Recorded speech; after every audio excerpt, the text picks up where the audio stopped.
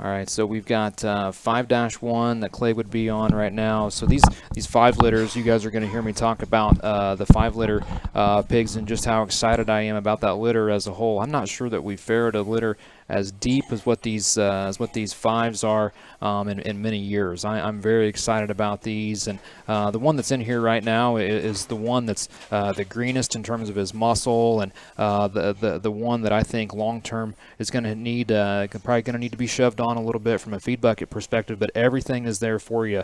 I mean, you talk about bone, feature, squareness, elevation. Love this one's skull and his look up front. Big forearm, kind of a Barra. All he needs is groceries, and I think if a guy just needs one that he can push and shove on, this one needs to be on your list right here. Again, so the 5s would be Top Shelf Family Jewels. Again, triple bred Family Jewels litter that we got there in those 5s. Then we jump into the 6 Barra down there. That'd be 6-7. And the 6s would be Mucho, My House. This Barra was always a little smaller, a little more behind, and then has finally started to catch up to the rest of his contemporaries. And I think he's done it in a nice kind of a fashion. Big ribbed, really immature about his head and his face, and I think one that again is going to feed very, very nicely for later on down the summer.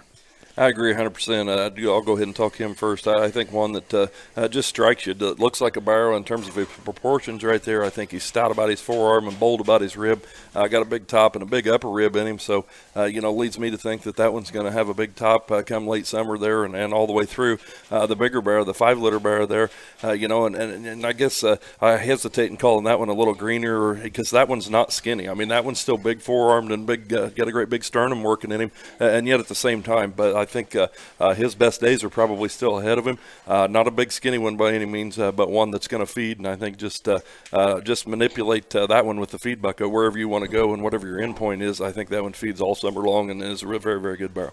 Yeah, so you've got 5-1 and 6-7.